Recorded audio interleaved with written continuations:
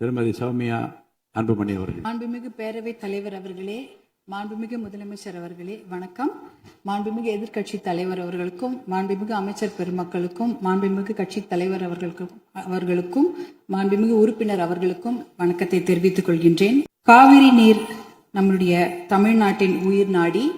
38 மாவட்டங்களில் 28 மாவட்டங்கள் காவிரியை நம்பிதான் இருக்கின்றன. 8 கோடி மக்களில் 5.5 கோடி மக்கள் காவிரி நீரை நம்பிதான் இருக்கின்றார்கள்.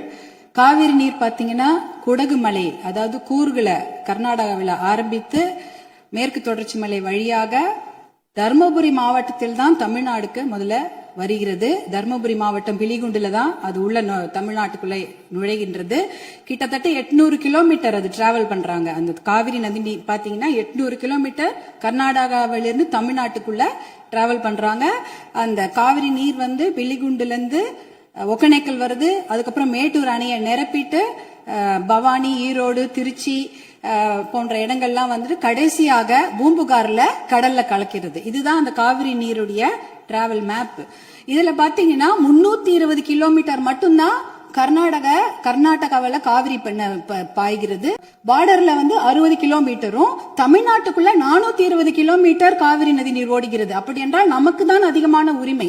420 கிலோமீட்டர் தமிழ்நாட்டில் ஓடுது, நம்மளுடைய மாநில எல்லையில 60 கிலோமீட்டர் ஓடுகிறது. அப்படி என்றால் கிட்டத்தட்ட 740 டிஎம்சி தண்ணீர் காவிரி நீர் இருக்கிறது என்றால் அதற்கு அதிகமான உரிமை நமக்கு தான் இருக்கிறது. கிட்டத்தட்ட 400 டிஎம்சி தண்ணீர் வந்து தமிழ்நாட்டுக்கு உரிமையான தண்ணீர், நமக்கு பாதிக்கப்பட்ட தண்ணீர். ஆனா நாளடைவில் அதை குறைஞ்சி 205 டிஎம்சியா குறைச்சிட்டாங்க. 192 டிஎம்சி அதை குறைச்சிட்டு இன்றைக்கு 177 டிஎம்சி தண்ணீர் தான் தமிழ்நாட்டுக்கு என்ஷூர் பண்ணிருக்கிறாங்க. அதாவது அந்த காவிரி நடுவர் மன்ற தீர்ப்புல பாத்தீங்கன்னா Karnataka has to ensure to give Tamil Nadu 177.25 TMC தண்ணீர்னு அங்க வாக்கியங்கள் வருது. இது 178 டிஎம்சி நமக்கு இறுதி தீர்ப்பின்படி வர வேண்டிய தண்ணி. ஆனா என்ன பாத்தீங்கன்னா நம்ம வந்து கடைமடை மாநிலம். கர்நாடக அரசு முதல்மடை மாநிலமாக இருக்கின்றது. உச்சநீதிமன்ற தீர்ப்பின்படி கடைமடை மாநிலத்தின் அனுமதி இல்லாமல் எந்த ஒரு கட்டுமான பணியும் எந்த ஆற்றுப்படுகையிலும் கட்டக்கூடாது. குறிப்பாக காவிரி நதி நீர் மேல கட்டக்கூடாது. ஆனா 4 டேம் இருக்கு. 1931 கிருஷ்ணராஜசாகர் டேம் இருக்கு. அது வந்து ஆங்கிலேயர் காலத்தில் கட்டப்பட்ட டேம். அதற்கப்புறம் 1970களில் 3 டேம் கட்டியிருக்காங்க. ஹாரங்கி, கபினி, ஹேமாவதி. இந்த 4 டேமும் சேர்த்து இந்த அணைகள்ல கிட்டத்தட்ட 115 டிஎம்சி தண்ணீர் தேக்கி வைக்க முடியும். மேகதாட்டுல புதுசாக அணை கட்டினாங்கன்னா அதுல 70 டிஎம்சி தண்ணீர் தேக்கி விட முடியும்.